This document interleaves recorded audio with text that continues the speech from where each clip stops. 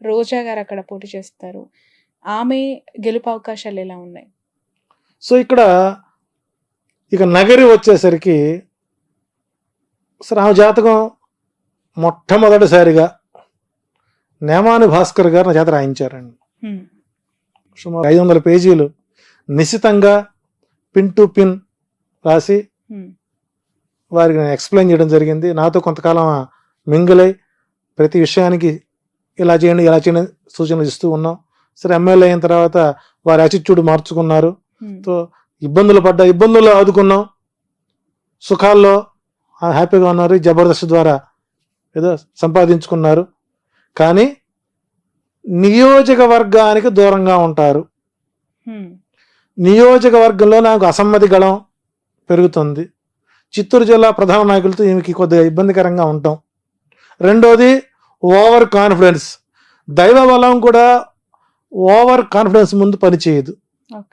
So ఈసారి నగరిలో ఆమె ఓటమికే గ్రహస్థితులు బలంగా ఉంటాయి. సో ఈసారి అక్కడ కొద్దిగా ఆమెకు ఎదురుగాలి వీచే అవకాశాలు ఉన్నాయి. ఏదన్నా చేసిన పూజలు పునస్కారాలు ఏదన్నా ఫలిస్తే అప్పట్లాగానే 1200 ఓట్లతోనో 2000 ఓట్లతోనో గెలిచే అవకాశం ఉంటుంది. ఇంత చరిష్మాలో కూడా ఆమె గెలవకపోతే ఇంకా ఆమె దురదృష్టంగా మనం లేనొచ్చు. నా అంచనా ప్రకారం నగరిలో రోజా ఓటమి ఖాయమైంది. ఇక 40 రోజులు టైం ఉంది కాబట్టి దానికి సంబంధించినటువంటి కార్యాచరణ చేసుకుని దైవబలాన్ని పెంచుకుంటూ చేసిన తప్పులకి వాగిన వాగుడికి ఆత్మ పరిశీలన చేసుకుంటే గెలిచే అవకాశాలు ఉంటాయి. లేని పక్షంలో వైసీపీ అకౌంట్లో చిత్తూరు జిల్లాలో ఆ సీటు చేరే అవకాశం ఎక్కువగా ఉంది. రైట్. మరొకరు లోకేష్ వాళ్ళ తండ్రి గురించి చెప్పారు, మామయ్య గురించి చెప్పారు. కుమారుడు లోకేష్ పరిస్థితి ఏంటి మంగళగిరిలో? అంటే ఇక్కడ లోకేష్ గారి జాతక ప్రభావంలో ఒక ప్రధానమైన ప్లానెట్, రాజయోగాన్ని ఇచ్చేటువంటి ప్రధానమైనటువంటి గ్రహస్థితి ఏదైతే ఉందో అది పూర్తి స్థాయిలో 35% మాత్రమే అతను సపోర్ట్ చేస్తుంది. కారణం ఏంటంటే పూర్తి స్థాయిలో ఆ నియోజకవర్గం మీద పట్టు లేకపోవడం. ఓకే, నేను ఉండేది మంగళగిరిలోనే కాబట్టి మేము లోకల్గా ఉన్నటువంటి అబ్జర్వేషన్ చేస్తుంటాను. గతంలో ఆళ్లరామకృష్ణారెడ్డికి అంత స్వీప్లో కూడా మంగళగిరిలో ఓట్ బ్యాంకు ఆయనకి లేకుండా పోయింది. అతనికి ఏమొచ్చింది సరే పెదవట్లపూడి, దుగ్గిరాల, నందివెలుగు ఆ మండలాలు, కొంత పొన్నూరులో నుంచి కొన్ని కలుస్తాయి. వాటిలో నెగ్గుకుని బయటకు వచ్చారు. ఆ తర్వాత గెలిచాడు. ఆ తర్వాత మళ్ళీ మార్చారు, గంజి చిరంజీవికి ఇచ్చారు. గంజి చిరంజీవి టైట్ ఫైట్ జరిగింది. ఇప్పుడు అక్కడ పద్మశాలి ఓట్ బ్యాంక్ కీలకం. సుమారు 1,12,000 ఓట్లు పైన వాళ్ళవి ఉన్నాయి. రెండోది రాజకీయ నేపథ్యం ఉన్నటువంటి కుటుంబం. అటు మురుగుడు వారి ఎమ్మెల్సీ గారి కోడలు ప్లస్ కాండ్ర కమల యొక్క కూతురు, ఎడ్యుకేటెడ్, స్థానికంగా అందుబాటులో ఉంటారు. సో అక్కడ పద్మశాలి దేవాంగ ఓట్లు కీలకం. ఎప్పుడు సిపిఐ సిపిఎం కంచుకోటది. అటువంటి ప్రాంతంలో మేషరాశికి ఈసారి అనుకూల పవనాలు ఉన్నాయి. సో కాబట్టి ఇక్కడ లోకేష్ కూడా విజయం అనేటువంటిది నల్లేరుపై బండి నడకైతే కాదు. ఈసారి కూడా కొంత ప్రతికూల వాతావరణమే అక్కడ ఎక్కువ గోచరిస్తుంది. ఒకవేళ విధి వక్రించి కనుక గెలిస్తే 5,000 ఓట్లు బయటపడతాడు. అది కూడా కష్టమే. రైట్. ఇక పులివెందుల నుంచి పోటీ చేస్తున్న జగన్ గారి గురించి, అఫ్ కోర్స్ ఆయన్ని ఓడించాలని, ఆయనను కూడా రానియకుండా అడ్డుకోవాలని ప్రయత్నం మామూలుగా కూటమి చేస్తూనే ఉండొచ్చు గాక, అతని గ్రౌండ్ రియాలిటీస్ మీకు ఏమనిపిస్తూ ఉన్నాయి? అంటే గతంలో అసెంబ్లీ ఎన్నికలో 1,00,000 ఓట్ల మెజారిటీతో ఆయన గెలిచిన సందర్భాలు ఉన్నాయి. వ్యతిరేకత అంటే ఇక్కడ పులివెందులో ఉండేటువంటి ఓట్ బ్యాంక్ ఎప్పుడు కూడానండి చాలా దూరపు ఆలోచనతో ఉంటారు తప్ప తాత్కాలికంగా మాటలో తాత్కాలికమైనటువంటి ఒడిదుడులు లొంగే మనుషులు అయితే కాదు. సరే సర్వేలు చాలా మంది ఈసారి కడపలో పులివెందుల్లో జగన్మోహన్ గెలవడు అనేవాళ్ళు ఎక్కువ మంది ఉన్నారు. సో కుటుంబ సభ్యులే ఓడించడానికి సిద్ధంగా ఉన్నారు. కానీ అక్కడ విఘ్నత ఉన్నటువంటి రాజకీయ నాయకులు, ప్రతి ఓటర్ ఒక రాజకీయ నాయకుడు అనండి.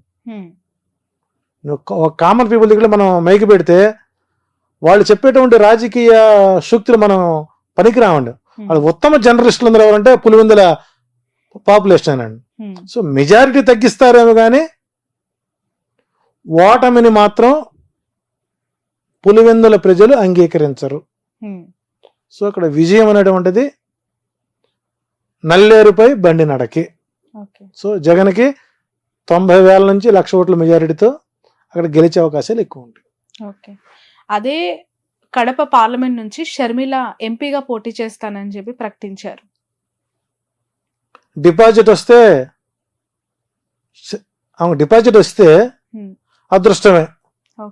ఒకటి గుర్తుపెట్టుకోండి, రాజశేఖర్ రెడ్డి గారి కుటుంబానికి ఉన్నటువంటి పరువు ప్రతిష్టల్ని వైఎస్ షర్మిల ఏంటండి,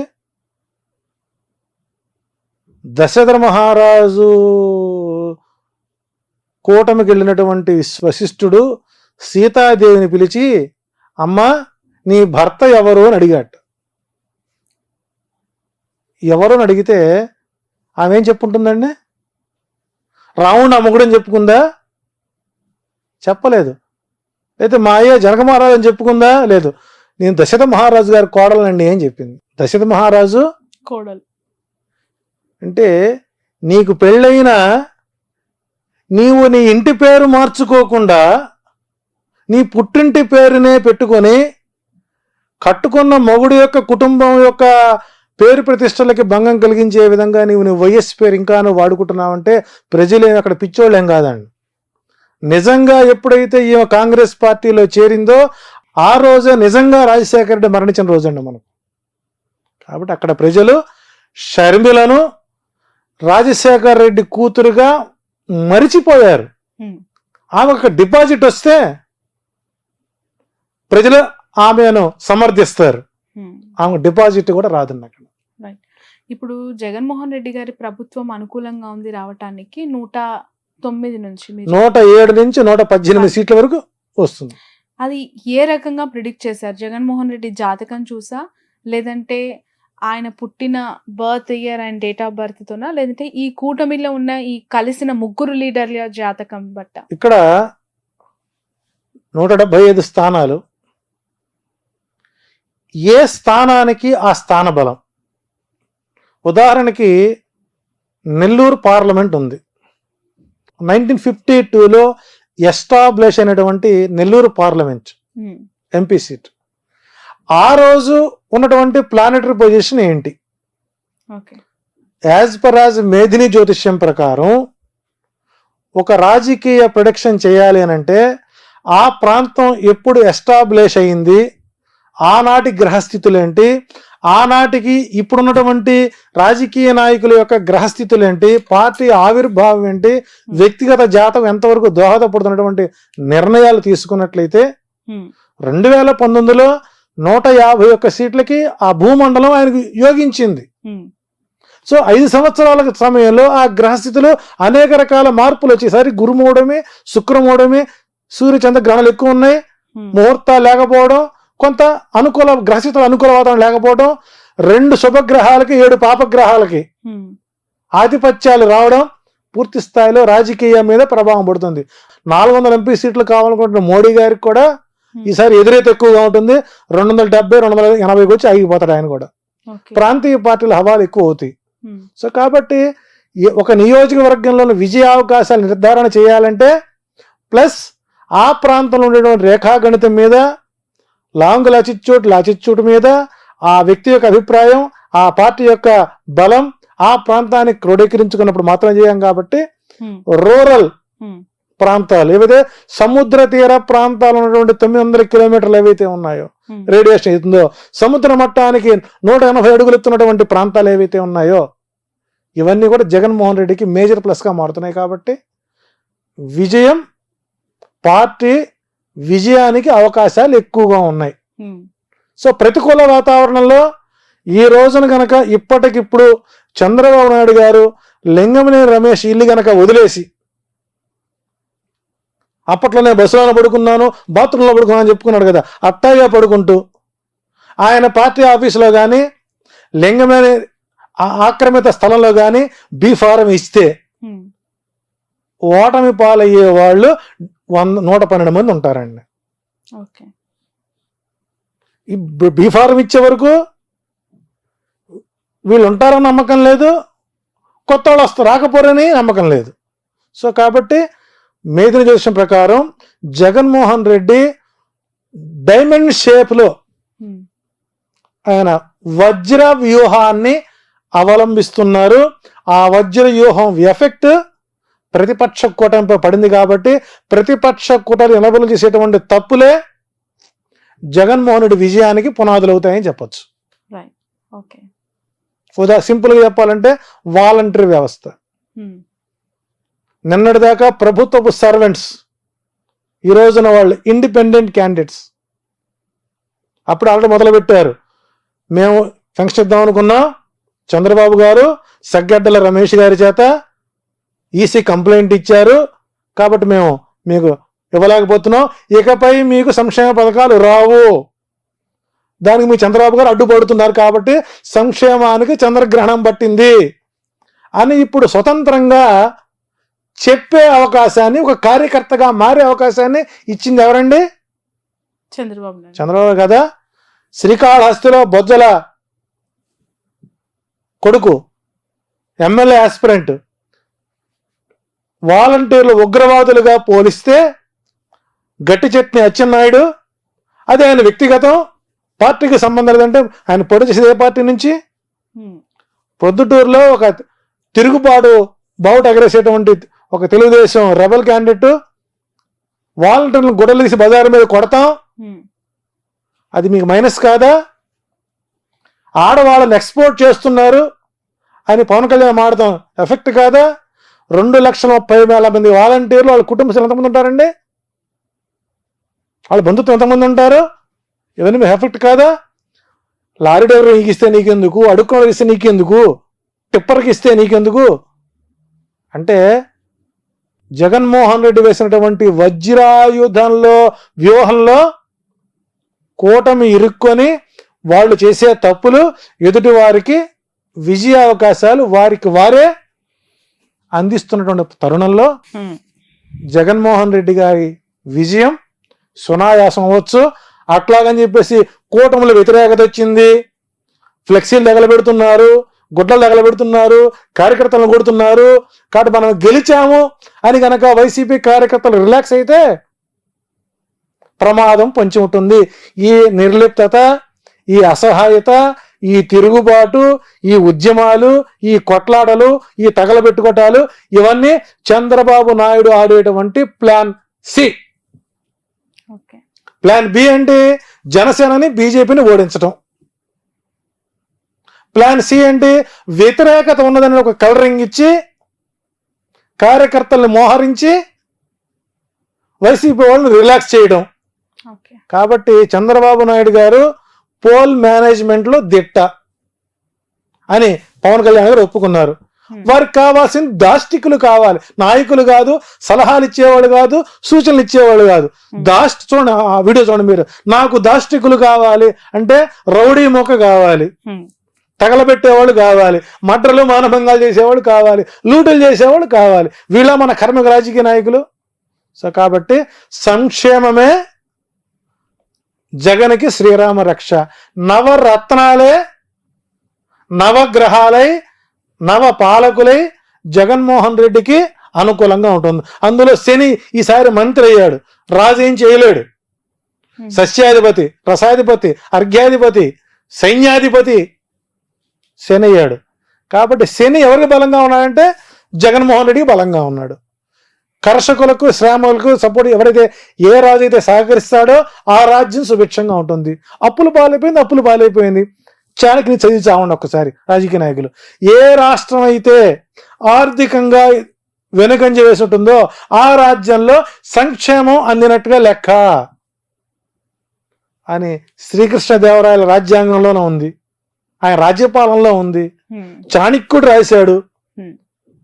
కాబట్టి వీళ్ళు త్యాగాలకు మారిపోయారు, త్యాగ నిరతులు, పవిత్ర బంధాలు, అక్రమ బంధం ఎంత చెప్పాలంటే చంద్రబాబు నాయుడు గారికి, బాలకృష్ణ గారికి, లోకేష్ గారికి, వాళ్ళ తోడలుడికి, వాళ్ళ బామ్మరిదికి 5 సీట్లు, పురంధరేశ్వర గారికి 6 సీట్లు. వీళ్ళకి త్యాగాల మీద అవసరాలు లేవండి. పాపం నాగబాబు ఏం బాగా పనిచేశాడండి. నాగబాబు లైన్లో ఉంటే ఆ రాజమండ్రి హోటల్లో 320 రూము హ్యాపీగా పడుకున్నాడుగా వచ్చి ఆయన సీట్ అవ్వలేదు. రఘురామకృష్ణరాజు గారు తిట్టకుండా పెట్టినట్టు రఘురామకృష్ణరాజు గారికి సీట్ ఇవ్వలేదు. ఏం పాపం చేశాడు చెప్పండి. బ్యాంకు లూటీలు చేసిన వాళ్ళకి, ఆర్థిక మోసాలు చేసిన వాళ్ళకి, సెక్స్ కాలుమనే సెక్స్ రాకెట్ వాళ్ళకి, ఇంకా చెప్పాలంటే రైతు ఉద్యమం పేరుతో పెట్టినటువంటి డబ్బుని స్వాధీనం చేసుకుని కాస్త బొజ్జగించి ఆయన కొలికపూడి శ్రీనివాస్ గారికి తలకాలు తీసేస్తా ఉన్న వాళ్ళకి ఇదా? ఇది కూటమి అండి. ఏ భావజాలం ఈ కూటమి? కాబట్టి ఇవన్నీ ప్రజలు గమనిస్తున్నారు. మొట్టమొదట ఎప్పుడైతే ఫంక్షన్లు ఆపారో 1వ తారీఖున, అది దానివల్ల మరికొంత ఓటు బ్యాంకుని వైసీపీ తెచ్చుకుంటోంది.